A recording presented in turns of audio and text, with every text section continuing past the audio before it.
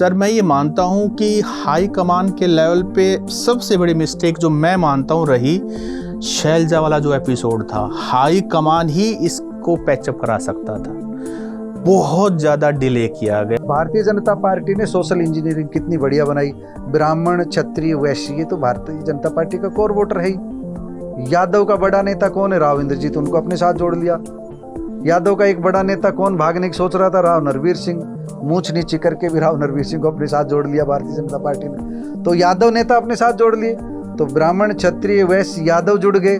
सैनी को chief minister बना दिया, तो सैनी थोक के भाव पूरे के पूरे नारनौल में देखो, कहीं भी देखो, सैनी थोक के भाव इधर आ गया। कांग्रेस था, उसके पास शानदार जाति समीकरण क्या था? जाट, अनुसूचित जाति और मुसलमान। लेकिन भारतीय जनता पार्टी ने आक्रमण करके जाटों की पार्टी बना करके छोड़ दिया, अनुसूचित जाति में भी सेंध लगा ली।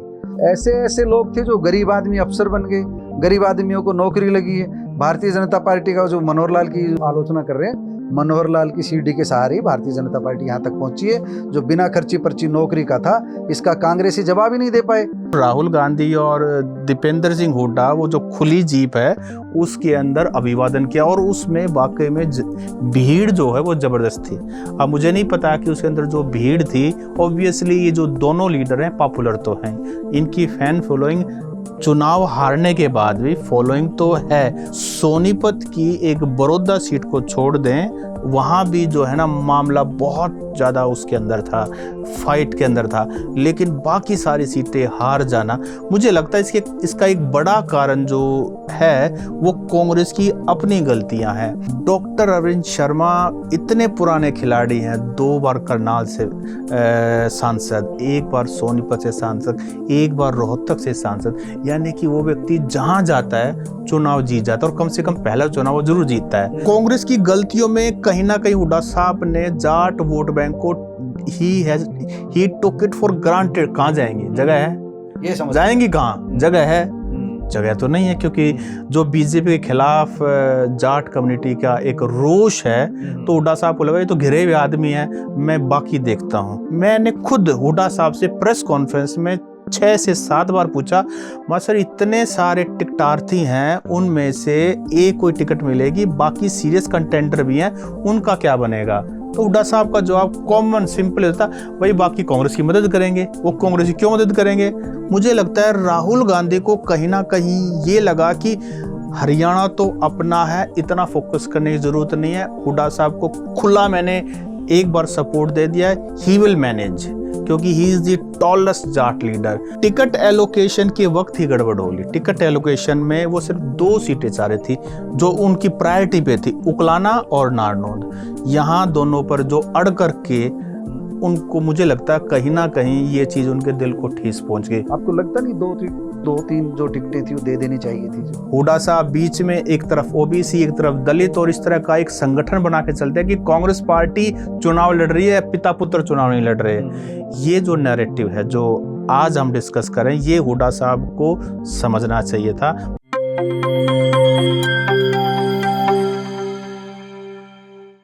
नमस्कार, मेरा नाम है सतसिंह, हरियाणा फाइल्स और एनजेपी हरियाणा का ये साझा मंच है, और मेरे साथ हैं एनजेपी हरियाणा के संपादक महेश वैद्य जी, और अभी मैं रेवाड़ी में हूँ। महेश जी, एनजेपी हरियाणा और हरियाणा, हम आपका रेवाड़ी में स्वागत करते हैं। शुक्रिया जी। तो महेश वैद्य जी, हरियाणा चुनाव का जो परिणाम है वो 8 तारीख को आ गया है, आज है 13 तारीख। तो यानी कि जितना मंथन होना था, जितना अमृत और विष निकलना था, लगभग सब कुछ हमारे सामने साफ साफ है। आपका कैसा रहा अनुभव जो भी मंथन है? देखो सतसिंह जी, हार और जीत का कोई एक कारण नहीं होता, कोई दसियों फैक्टर काम किए इस चुनाव में। लेकिन सबसे बड़ी बात यह है कि जो विज्ञानी बने रहे थे, ज्योतिष ज्ञानी बन रहे थे, एग्जिट पोल वाले थे, हम पत्रकार साथी थे, सबके सब जो है गलत साबित हुए। और जो मतदाताओं ने जो जनादेश दिया है वो ऐसा दिया है कि सबको सफाई देनी पड़ रही है। हम और आप भी सफाई देंगे अपनी जो है कि क्या हुआ जी। और इस चुनाव में ना जो कुछ है, परिणाम तो सबके सामने है। 48 का फिगर और 37 का फिगर, यानी कि बीजेपी और कांग्रेस पार्टी का फिगर जो है वो सबके सामने है। लेकिन अब सरकार 17 तारीख को शपथ ले लेगी। इस बार इंटरेस्टिंग बात यहीं से शुरू करते, अमित शाह ऑब्जर्वर बन के आ रहे हैं। ऐसी भी क्या नौबत आ गई, एक छोटा सा स्टेट है, 90 सीटें हैं, तो यहाँ अमित शाह जैसा बड़े महामंत्री जो हैं वो आ रहे हैं। आप इसमें क्या देखते हैं, कुछ खेला होने वाला है? कुछ खास है। अमित शाह का आना बड़ी बात है। मेरे विचार से भारतीय जनता पार्टी का ये फैसला चौंकाने वाला है। या तो उनके पास इंटरनल कोई रिपोर्ट ऐसी है कि नायब सैनी का विरोध हो सकता है, लेकिन मुझे नहीं लगता कि विरोध होगा। अमित शाह इसलिए आ रहे हैं ताकि अहिरवाल को, दक्षिण हरियाणा को संतुष्ट किया जा सके, अनिल विज जैसे जो लीडर हैं उनको संतुष्ट किया जा सके, क्योंकि नायब सैनी जूनियर पढ़ते हैं, अनिल विज सीनियर पढ़ते हैं, और अनिल विज जैसे और भी सीनियर यहाँ हैं। विधानसभा अध्यक्ष भी बनाना है, तो सारी चीज़ों को व्यवहारिक रूप से देखना है। भारतीय जनता पार्टी ने अमित शाह को इसलिए भेजा है, कोई सरकार में कोई दिक्कत नहीं, उनको किसी तरह का विद्रोह नहीं होने की संभावना है, बगावत के कहीं से स्वर उठने के नहीं है। ये जो चर्चाएं भी चल रही है ये सब गलत चल रही है, लेकिन अमित शाह का आना इसलिए ज़रूरी है, वो सबका संतुलन बनाएंगे। और उनके साथ मोहन यादव, अहीर बहुल बेल्ट जो यहाँ की है, उसमें भी भारतीय जनता पार्टी का प्रदर्शन इस बार शानदार रहा है, लगभग 2014 जैसा रहा है। तो इसलिए जो अमित शाह के साथ साथ मोहन यादव भी आ रहे हैं, तो बड़ी बात यह है कि अहीरवाल में एक बड़ा मैसेज देने का प्रयास होगा कि भारतीय जनता पार्टी सबकी है, जिन्होंने भी साथ दिया है उन सबको सम्मानजनक स्थिति में रखे जाएंगे, सबको सम्मानजनक स्थान दिया जाएगा, और उसके लिए अमित शाह जैसे चाणक्य की जरूरत थी। इस बार हरियाणा के चुनाव में मैं एक बात बीच में और कहूँ, अमित शाह आ जरूर रहे हैं, लेकिन उनका आना थोड़ा कम चौंकाने वाला इसलिए कि पहले दिन से ही हरियाणा की कमान अमित शाह ने सीधे संभाल रखी जी। पहले दिन से। इस पूरे चुनाव में दो राजनीतिक हस्तियां ऐसी हैं जो सबसे ज्यादा चुनाव में रही। एक तो हमारे रोहतक से भूपेंद्र सिंह हुड्डा, और दूसरे आपके इलाके से राव इंद्रजीत। जब गुड़गांव से लोकसभा चुनाव उन्होंने जीता, उनके समर्थकों ने भावी मुख्यमंत्री के नारे लगाए। अब जब चुनाव का परिणाम आया, फिर वही मुख्यमंत्री की बात, और राव साहब भी कह चुके हैं। ये जो दो हस्तियां हैं हरियाणा की राजनीति में, हुड्डा साहब का तो चैप्टर आप ये मानिए 8 तारीख के बाद एक बार बैक बर्नर पे चला गया, लेकिन राव साहब ये बहुत बड़ी जो ना राजनीतिक हस्ती भी हैं, और बीजेपी का खेला बिगाड़ सकती हैं। और दोनों के दोनों जिनका नाम लिया, दोनों एक अभी कांग्रेस में, एक पूर्व कांग्रेसी हैं। आप राव साहब के बारे में बताइए, जो मुख्यमंत्री वाली बात है, क्या ये सपना पूरा नहीं? सत सिंह जी, कई बार राव इंद्रजीत से हमारी बातें हुई इस बारे में, सार्वजनिक रूप से जब पत्रकारों के बीच भी उनसे सवाल पूछा गया, वो बहुत स्पष्ट कर चुके हैं कि जब अमित शाह जैसा व्यक्तित्व नायब सैनी के नाम की घोषणा कर चुका है कि वही चीफ मिनिस्टर होंगे, तो चीफ मिनिस्टर का सवाल ही नहीं उठता है। लेकिन दक्षिण हरियाणा की जनता अपना मुख्यमंत्री चाहती है, ये वह बात कह। ये एस्पिरेशंस पूरा क्यों नहीं होता? ये इसलिए नहीं हो पाता। आप ये देखिए, जो राव इंद्रजीत जो कह रहे हैं उसके भीतर एक सवाल छुपा हुआ है कि दक्षिण हरियाणा की जनता चाहती है। उनकी दावेदारी में मांग है, बगावत नहीं है जो है, क्योंकि अमित शाह के बाद में बोलने के लिए कुछ नहीं बचता है। अमित शाह की बात का विरोध करने का मतलब है बगावत करना, तो वो अभी राव इंद्रजीत बिल्कुल भी नहीं कर रहे हैं। राव इंद्रजीत सिंह के कहने से भारतीय जनता पार्टी ने इस बार सबसे ज़्यादा टिकट दिए, 2014 से भी और 2019 से भी, और सबसे अच्छा परिणाम भी राव इंद्रजीत ने अब की बार दिया है अपने समर्थकों को। जो सारे के सारे जीत कराए और अच्छे अंतर से जीत कराए, इसलिए महत्वाकांक्षा जो हो रही है अब पैदा, वो उप मुख्यमंत्री पद के लिए हो रही है कि अहीरवाल में उप मुख्यमंत्री का पद आ जाए। और बेटी के लिए चाहेंगे, स्वाभाविक रूप से है, उप मुख्यमंत्री का पद मिल जाए। लेकिन अगर भारतीय जनता पार्टी उप मुख्यमंत्री का प्रावधान नहीं करेगी तो फिर कैबिनेट मंत्री का रैंक चाहेंगे। अच्छा, जब मैं रोहतक से रेवाड़ी अंदर एंटर कर रहा था, तो दीवारों पर मैंने बड़ा बड़ा पेंट हुआ दिखा कि विधायक ने डिप्टी सीएम को बनाएंगे। तो ये शायद जो चिरंजीवी राव कांग्रेस के कैंडिडेट थे उनके लिए था। उन्हीं के लिए था। आखिरकार ये खेला अहीरवाल में हुआ कैसे? कम से कम मुझे लगता है कि कांग्रेस के भी बड़े नेता कैप्टन साहब हैं, और उनका जीतना तो बनता था, फिर ये खेला हुआ कैसे? सत सिंह जी, आप इसकी राजनीति की गहराई में जाएंगे, यहाँ की राजनीति की गहराई में, तो हम जाट और नॉन जाट की राजनीति की जो बात करेंगे, वो जाट और नॉन जाट की राजनीति यहाँ पर सिर चढ़कर बोल रही है लोगों के जो है। भूपेंद्र सिंह हुड्डा ने जितना पावर्स को सेंट्रलाइज किया, उतना ही यहाँ का जो यादव मतदाता था वो राव इंद्रजीत की तरफ लामबंद होता गया।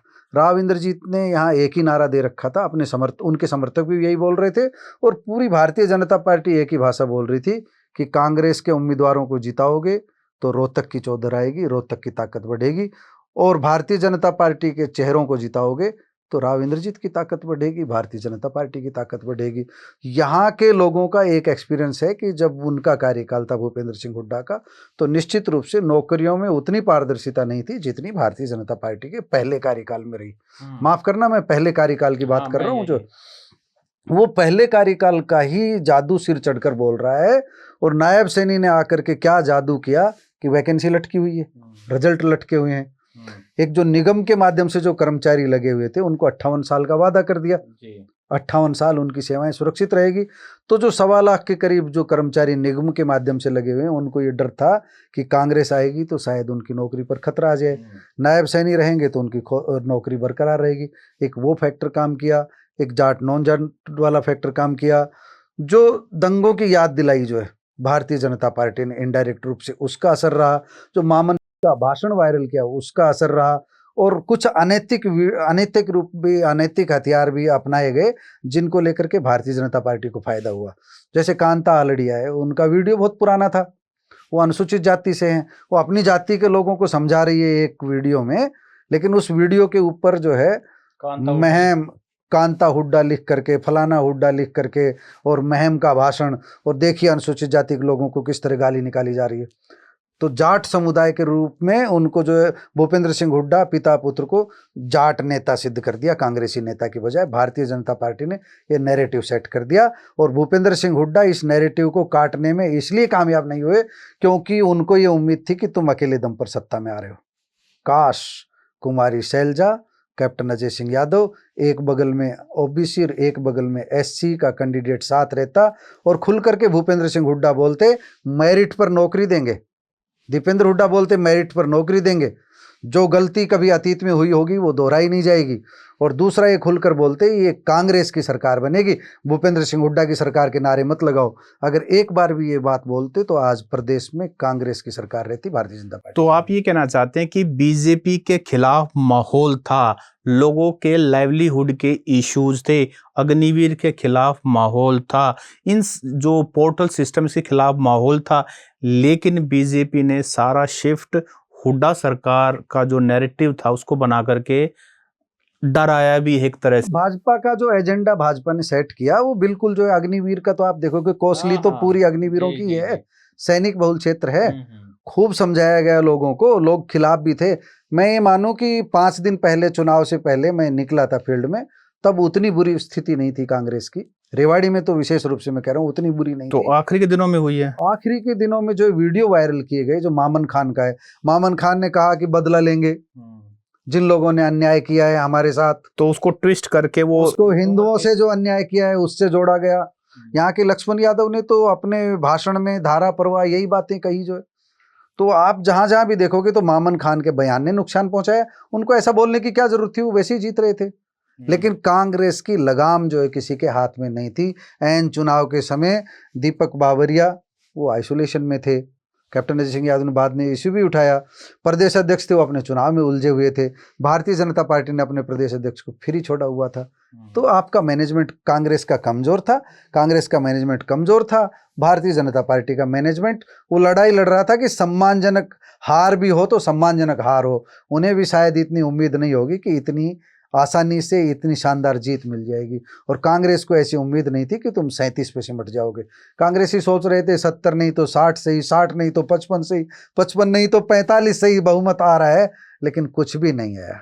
अच्छा, ये तो अहिरवाल की बात हो गई। इसके अलावा जो बाकी एनसीआर का एरिया, गुड़गांव, फरीदाबाद, वहाँ क्या कारण रहे, क्या हाल रहा? देखिए, हम जब दक्षिण हरियाणा की जब बात करते हैं तो फरीदाबाद और गुड़गांव लोकसभा क्षेत्र की हम बात करें, 9 विधानसभा सीटें फरीदाबाद में हैं और 9 विधानसभा सीटें गुरुग्राम में हैं और 9 भिवानी महेंद्रगढ़ में। ये 27 विधानसभा सीटें, और आप रोहतक को भी इसमें ही काउंट कर लीजिए। एनसीआर के आपसे हम चर्चा करेंगे तो जो 36 विधानसभा सीटें हैं, इनमें रोहतक में तो भूपेंद्र सिंह हुड्डा का असर रहा। वहाँ पर रोहतक लोकसभा में तो आपसे ही पूछेंगे कि क्या क्या वो रहे प्रभाव, लेकिन मैं आपको फरीदाबाद की बताऊं तो फरीदाबाद में वहां सिर्फ कांग्रेस सिर्फ 2 सीटें ले पाई है जो है, और 7 सीटें भारतीय जनता पार्टी ने जीती है। यहाँ तक कि जो उदयभान की सीट आसान मानी जा रही थी वो भी कांग्रेस हार गई। तो जिनका प्रदेश अध्यक्ष हार रहा हो, आप समझ सकते हैं कि किस तरह से वहाँ पर भारतीय जनता पार्टी ने नैरेटिव सेट किया जो है। वहाँ पर अब गुड़गांव में हम देखेंगे तो गुड़गांव में एक ही बात चली जो है, गुड़गांव और बादशाहपुर विधानसभा सीटों पर तो कैडर आधारित वोट था ही भारतीय जनता पार्टी की तरफ। जो सोसाइटीज में रह रहे हैं, बड़ी बड़ी गगनचुंबी इमारतों में रह रहे हैं, उन लोगों को कोई मतलब नहीं, वो कमल का फूल देखते हैं। इसलिए भारतीय जनता पार्टी की वहाँ जीत हुई। दूसरा जो क्षेत्र आया दक्षिण हरियाणा का, उसमें किसान आंदोलन का कोई असर नहीं, पहलवान आंदोलन का कोई असर नहीं। इसलिए यहाँ जो असर रहा वो रहा कि राव इंद्रजीत सिंह का। भारतीय जनता पार्टी ने सोशल इंजीनियरिंग कितनी बढ़िया बनाई। ब्राह्मण, क्षत्रिय, वैश्य, ये तो भारतीय जनता पार्टी का कोर वोटर है ही। यादव का बड़ा नेता कौन है? राव इंद्रजीत, उनको अपने साथ जोड़ लिया। यादव का एक बड़ा नेता कौन भागने की सोच रहा था? राव नरवीर सिंह। मूछ नीची करके भी राव नरवीर सिंह को अपने साथ जोड़ लिया भारतीय जनता पार्टी ने। तो यादव नेता अपने साथ जोड़ लिए, तो ब्राह्मण, क्षत्रिय, वैश्य, यादव जुड़ गए। सैनी को चीफ मिनिस्टर बना दिया। तो सैनी थोक के भाव पूरे के पूरे नारनौल में देखो, कहीं भी देखो, सैनी थोक के भाव इधर आ गया। तो जाति समीकरण जो ऐसा शानदार बनाया, और जो कांग्रेस था उसके पास शानदार जाति समीकरण क्या था? जाट, अनुसूचित जाति और मुसलमान। लेकिन भारतीय जनता पार्टी ने आक्रमण करके जाटों की पार्टी बना करके छोड़ दिया, अनुसूचित जाति में भी सेंध लगा ली। चाहे वो वर्गीकरण करके लगाई सुप्रीम कोर्ट के आदेश के आधार पर, चाहे वो वीडियो वायरल करके जो है अनुसूचित जाति के नेता को जाट नेता बता करके जो अनुसूचित जाति सूचक शब्द कहलवाए गए वीडियो वायरल करके, उसका असर रहा। मामन खान के जो बयान का असर रहा। मामन खान की धमकी को हिंदुओं को धमकी के रूप में प्रचारित किया गया और इसमें कामयाब। तो यानी कि मार्केटिंग प्लान जो था उसमें कमजोर रही जो है कांग्रेस पार्टी, और बीजेपी तो इस मामले में उसका तो कमाल ही किया। जिस प्रचार जो मामला एक सत्सिंह जी जो उनका बिना खर्ची पर्ची नौकरी का था, मैं फील्ड में घूमा हूँ, ऐसे ऐसे लोग थे जो गरीब आदमी अफसर बन गए, गरीब आदमियों को नौकरी लगी है। भारतीय जनता पार्टी का जो मनोहर लाल की आलोचना कर रहे हैं, मनोहर लाल की सीढ़ी के सहारे ही भारतीय जनता पार्टी यहाँ तक पहुंची है। जो बिना खर्ची पर्ची नौकरी का था, इसका कांग्रेसी जवाब ही नहीं दे पाए। ये जो 4 बयान आए, नीरज शर्मा का आया, और भी जो कई, जो कुलदीप का भी बयान आया, कुलदीप शर्मा के लड़के का, वो सब राजी हो रहे थे कि अब तो नौकरी मिलेगी, फलाने के छोरे को मिलेगी, फलाने के छोरे को मिलेगी, हुड्डा साहब नौकरी लगवाएंगे। तो जो पढ़ने वाले बच्चे थे उन्होंने सोच लिया कि भाई ये तो नौकरियां तो अब उनको लगेगी जिनकी अप्रोच है।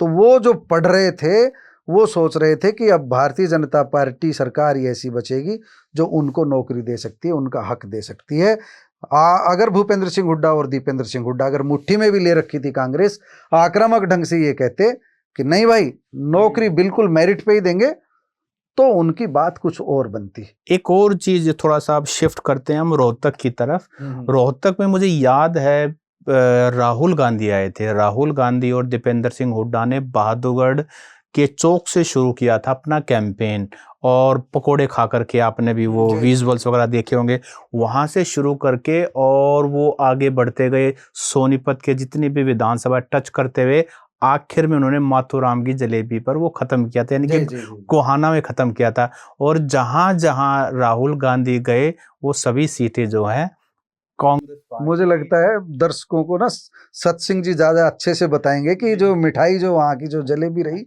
वो बड़ी चर्चा में आ गई, और कहाँ चूक हुई और क्या राहुल गांधी ने ऐसा कहा था और भाजपा ने उसका क्या नैरेटिव सेट किया। रोहतक का और सोनीपत का तो गणित आप समझाओ। जी मैं उसी चीज पे आ रहा था। तो राहुल गांधी और दीपेंद्र सिंह हुड्डा वो जो खुली जीप है उसके अंदर अभिवादन किया, और उसमें वाकई में भीड़ जो है वो जबरदस्त थी। अब मुझे नहीं पता कि उसके अंदर जो भीड़ थी, ऑब्वियसली ये जो दोनों लीडर हैं पॉपुलर तो हैं, इनकी फैन फॉलोइंग चुनाव हारने के बाद भी फॉलोइंग तो है, उस एरिया में तो खास करके है। और वो जहां जहां गए ना वहां सारी सीटें आ रही। सोनीपत की एक बड़ौदा सीट को छोड़ दें, वहां भी जो है ना मामला बहुत ज्यादा उसके अंदर था, फाइट के अंदर था, लेकिन बाकी सारी सीटें हार जाना, मुझे लगता है इसका एक बड़ा कारण जो है वो कांग्रेस की अपनी गलतियां हैं। सिटिंग गेटिंग का जो फॉर्मूला है कि भाई टिकट सर्वे के अंदर किसी का भी नाम आए, लेकिन जो सिटिंग विधायक है उसी को टिकट मिलेगी। जैसे बहादुरगढ़ वाली सीट है, बहादुरगढ़ की सीट तो हरियाणा में आप जैसे ही एंटर करते हैं, झज्जर जिले की जो सीट है बहादुरगढ़, वो पहली सीट है, वो हरियाणा के अंदर एंटर करते ऐसी एंटी इनकम्बेंसी थी राजेंद्र जून के खिलाफ, और राजेश जून को प्रॉमिस कर रखा था हुड्डा साहब ने कि इस बार टिकट तुझे मिलेगी। उसका कारण था कि कोविड के दौरान राजेश जून ने बहुत काम किया था और लोगों को एक अच्छी गुडविल उसने जनरेट की थी। लोगों के अंदर पहले से उनकी पैठ थी, हुड्डा साहब का प्रॉमिस था, लेकिन लोग एक एक बात को ऑब्जर्व करते, उनकी टिकट सिर्फ इसीलिए कटी, देना चाहते थे हुड्डा साहब, सिटिंग गेटिंग के फॉर्मूले में वो फिट नहीं बैठ रहे थे। राजेश जून ने अपना साम दाम दंड भेद जो कुछ भी वो लगा सकते थे, पैसा कर्जा उठा करके, ऐसा बताते हैं, ऐसा रिपोर्ट है कि वहां जो है उन्होंने चांदी के सिक्के तक बंटवाए, ऐसे रिपोर्ट्स हैं, मेरे पास कोई प्रूफ नहीं है। वो जो सिस्टम उन्होंने किया और लोगों का सेंटीमेंट, और लोगों को लगा कि भाई इस व्यक्ति को टिकट मिलनी चाहिए थी, ये सारी चीजें मिक्स हो गई और राजेंद्र जून चुनाव हार गए। राजेश जून जो है उन्हीं के परिवार के बंदे हैं, वो चुनाव जीत गए और चुनाव जीतते ही वो जो तीन सावित्री जिंदल, अपना देवेंद्र कादियान और राजेश जून, ये तीनों पहुंच गए। और गोहाना की सीट भी इसी तरीके से फंसी। गोहाना में डॉक्टर अरविंद शर्मा बीजेपी के चुनाव लड़ रहे थे, और मैं ये कहता हूं जितनी भी विधानसभा सबसे शांत तरीके से। आपको नहीं लगता गोहाना में जो हर्ष छिंकारा? हाँ, मैं उसी चीज पे आ रहा हूँ। मैं पहले डॉक्टर अरविंद शर्मा की, डॉक्टर अरविंद शर्मा इतने पुराने खिलाड़ी हैं, 2 बार करनाल से सांसद, 1 बार सोनीपत से सांसद, 1 बार रोहतक से सांसद, यानी कि वो व्यक्ति जहां जाता है चुनाव जीत जाता है, और कम से कम पहला चुनाव वो जरूर जीतता है। तो वो इस बार तो हालांकि दूसरा चुनाव रोहतक में वो अपना हार गए थे दीपेंद्र सिंह हुड्डा से 3,45,000 से, लेकिन गोहाना में इतने शांति से उस बंदे ने चुनाव लड़ा है, क्योंकि इतना बड़ा लंबा चौड़ा अनुभव है उस व्यक्ति के पास, और सिटिंग गेटिंग के फॉर्मूले से यहां कांग्रेस को नुकसान हुआ। मैं एक वो फॉर्मूला बता रहा हूं कि जहां कांग्रेस की अपनी गलतियां भी थी, हम सब कुछ बीजेपी को, जैसे कि बीजेपी ने ये कर दिया, वो तो एडवांटेज था ही, लेकिन अपनी कितनी बड़ी खाई। देखिए, जो जगबीर मलिक साहब हैं वो काफी एज्ड हैं, एक सोशल कनेक्ट भी खो चुके हैं, उतना लोगों के अंदर एक्टिव नहीं है, और हर्ष छिकारा कांग्रेस की टिकट मांग रहा था। वो लड़का पिछले काफी समय से सोशली बहुत कनेक्ट है, गरीबों की मदद करता है, यूथ के अंदर एक अपील है, सारी बातें हैं। चलो मैं ये मानता हूं कि अगर हर्ष छिकारा को टिकट नहीं, और भी बहुत सारे लोग लाइन में थे, लेकिन वही सिटिंग गेटिंग के फॉर्मूले से उन्होंने अपने दोस्तों को, क्योंकि ज्यादातर ये वो लोग हैं जिनके साथ हुड्डा साहब चाय। मतलब हम ये कहें कि जाट कम्युनिटी के जो वोट थे, जो कांग्रेस का कोर वोट मांगना जा रहा था, उसमें बंटवारा करने में भाजपा कामयाब रही, और कांग्रेस की गलतियां इसमें बड़ा कारण। कांग्रेस की गलतियों में कहीं ना कहीं हुड्डा साहब ने जाट वोट बैंक को ही टुक इट फॉर ग्रांटेड। कहां जाएंगे, जगह है, ये समझ जाएंगी कहां, जगह है, जगह तो नहीं है, क्योंकि जो बीजेपी के खिलाफ जाट कम्युनिटी का एक रोष है, तो हुड्डा साहब को लगा ये तो घिरे हुए आदमी है, मैं बाकी देखता हूं, ये तो मेरी आ ही गई, रोहतक आ गई, झज्जर आ गई, सोनीपत आ गई, ये तो जाएंगे कहाँ, इनके पास बीजेपी तरफ जाना है ना, नहीं जाना, तो जो दी है टिकट उसी को सपोर्ट करो। मैंने खुद हुड्डा साहब से प्रेस कॉन्फ्रेंस में 6 से 7 बार पूछा, मैं सर इतने सारे टिकटार्थी हैं, उनमें से एक कोई टिकट मिलेगी, बाकी सीरियस कंटेंडर भी हैं, उनका क्या बनेगा? तो हुड्डा साहब का जवाब कॉमन सिंपल होता, भाई बाकी कांग्रेस की मदद करेंगे। वो कांग्रेस की क्यों मदद करेंगे? अरे भाई करेंगे, वो मदद करेंगे। कोई सेटिस्फैक्टरी जवाब नहीं था, शायद थोड़ा सा ये ओवर कॉन्फिडेंस था। और एक और फैक्टर जो शायद लोग डिस्कस करना भूल जाते हैं, विनेश फोगाट का जो है, मुझे लगता है जो आपने भी मेंशन किया जाट नॉन जाट का, विनेश फोगाट का रेसलर्स का जो प्रोटेस्ट हुआ दिल्ली जंतर मंतर पे और सड़कों पे, उसको जाट सिर्फ जाटों का आंदोलन बना के नेशनल मीडिया में पोर्ट्रे किया था कि ये तो सिर्फ जाट जाट खड़े हैं, इनको तो बीजेपी को किसी तरह बहाना चाहिए, इनको बीजेपी को बदनाम करने के लिए। जब विनेश फोगाट की एंट्री हुई, एयरपोर्ट पे जैसे दीपेंद्र हुड्डा लेकर के आए, मैं वही कह रहा हूं सर, पेरिस से जैसे ही वो दिल्ली एयरपोर्ट पे उतरी, दीपेंद्र सिंह हुड्डा ने उनका स्वागत किया, कार पे बैठ करके जिस तरीके से क्रूज करते हुए वो रात को 2 बजे बलाली पहुंची है। तो ये भी एक बड़ा टर्निंग ये भाजपा अपना नैरेटिव जो सेट कर रही थी उसको प्रूव कर दिया एक तरह से। कांग्रेस पार्टी उस ट्रैप में फंसती जा रही थी। तब तक भी ठीक था, लेकिन जिस दिन टिकट दी सर 86 के करीब मुझे लगता है जुलाना में टिकट एस्पिरेंट्स थे, 86 के 6 को बाहर किया। विनेश तो थी नहीं उस लिस्ट में, और किया तो सबको नाराज कर लिया। सचिन जी, हम इसमें हाईकमान के लेवल पर गलती माने या भूपेंद्र सिंह हुड्डा के लेवल पे ये हुआ? सर मैं ये मानता हूं कि हाई कमान के लेवल पे सबसे बड़ी मिस्टेक जो मैं मानता हूं रही, शैलजा वाला जो एपिसोड था, हाई कमान ही इसको पैचअप करा सकता था।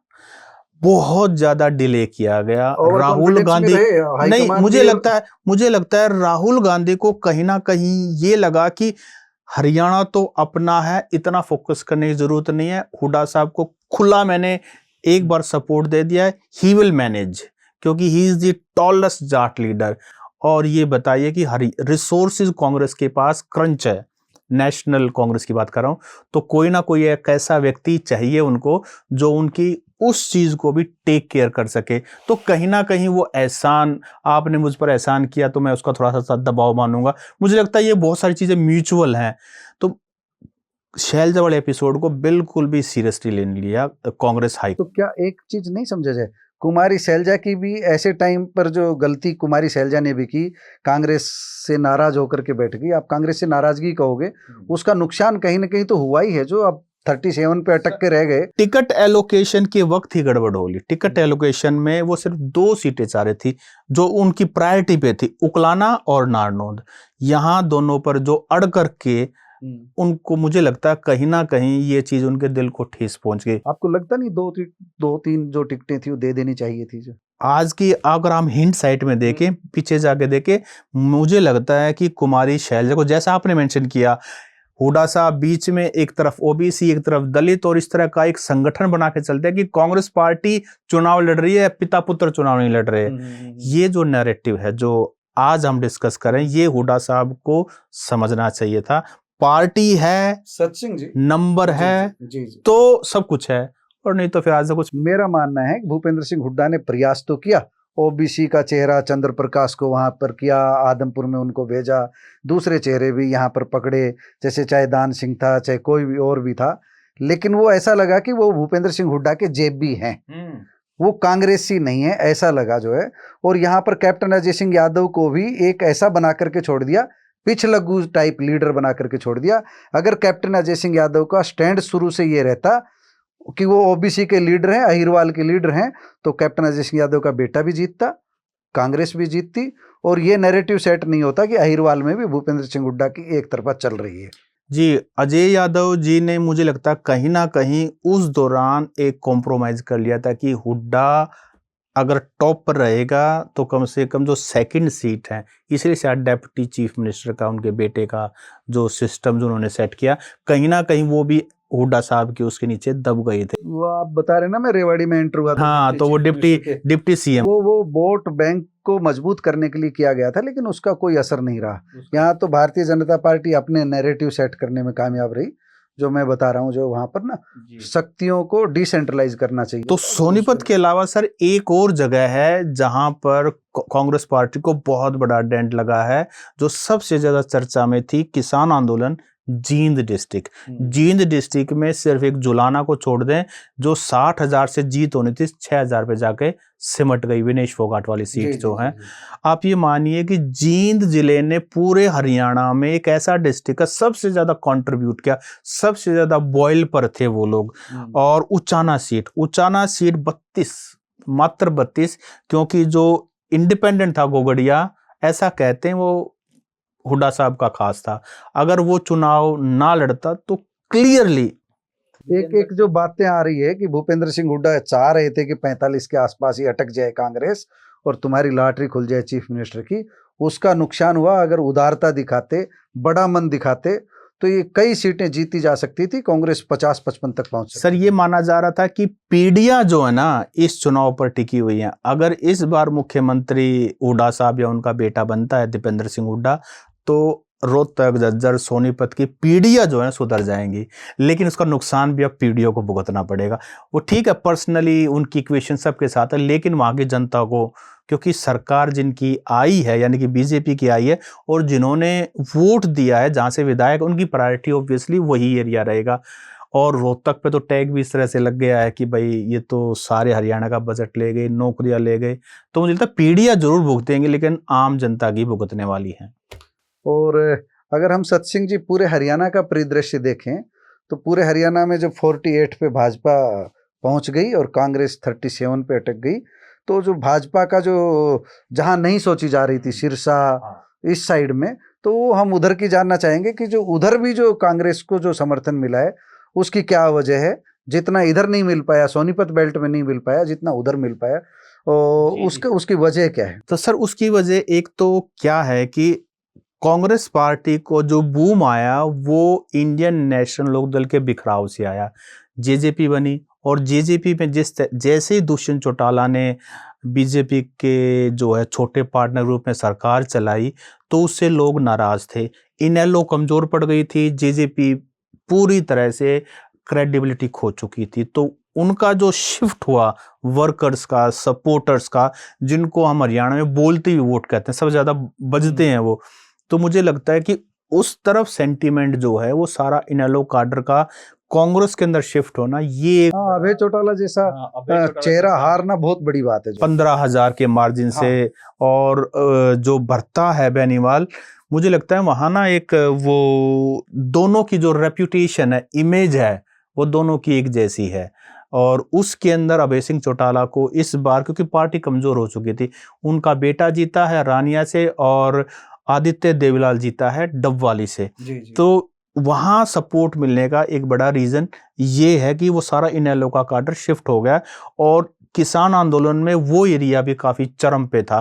पंजाब से सटा हुआ है, पंजाब से सटा हुआ है और आम आदमी पार्टी की उधर सरकार है, सारी बातें। मुझे कहीं ना कहीं ये भी लगता है कि अगर अलायंस जब बनाने की कोशिश की जा रही थी कांग्रेस, तो उस समय अगर अकोमोडेट कर लेते आम आदमी पार्टी को, सपा भी शायद यादव बेल्ट में कुछ सीटें मांग रही थी, एक जुलाना की सीट मांग रही थी, तो मुझे लगता है कि वो भी काफी बेनिफिशियल रहता वो जो। लेकिन बात वही होती, वो 10 कारण में से एक कह सकते हो, लेकिन थोड़ी सी अगर हुड्डा साहब ही अगर मिला लेते ओबीसी और एससी को, और उस तरीके से मिला लेते जो एंटी हुड्डा जिनको समझा जाता है उनको मिला लेते। ऐसा नहीं है कि जो मुझे ये चाहिए, जो बिल्कुल जो उनके आप खिलाफ समझे जाते उन चेहरों को नजदीक लाते, कुमारी शैलजा को नजदीक लाते, उसका असर पड़ता, थोड़ा सा अकोमोडेट करते, चाहे वो अपने ही पार्टी के अंदर कर लेते या दूसरी पार्टी के साथ एक बड़ा चेहरा बना करके सिर्फ हुडा हुडा हुडा हुडा, वो जो उनके जो समर्थक है जो नारे लगाते रहे अब की बार हुड्डा सरकार, अब की बार हुड्डा सरकार, वही नारा लगा लेते अब की बार कांग्रेस सरकार, तो ही बात बन जाती। मुझे लगता है उन्होंने ये आइडिया भी शायद मोदी साहब के होता ना, अब की बार मोदी सरकार, अब की बार, लेकिन मोदी ने बहुत सारा काम किया होता। मनोवैज्ञानिक रूप से चाह रहे थे, मुझे लगता है वो विज्ञान तो भूल गए, सिर्फ वो बोलते रह गए, ग्राउंड के ऊपर जो है बात रह गई। तो मुझे लगता है कि हमारी जो आज की चर्चा रही महेश वैद्य जी के साथ, वो कोशिश है कि जब एक बार चीजें सेटल हो गई हैं, शांत हो गई हैं, तो हमने एक कोशिश की है उस पर मंथन करने की और एक दृश्य को साफ सुथरे तरीके से बताने की कि हरियाणा की राजनीति में जो पिछले दिनों हुआ और जिसमें जो है झटका लगा कांग्रेस पार्टी को और बीजेपी को, तो एक जीवनदान मिल गया।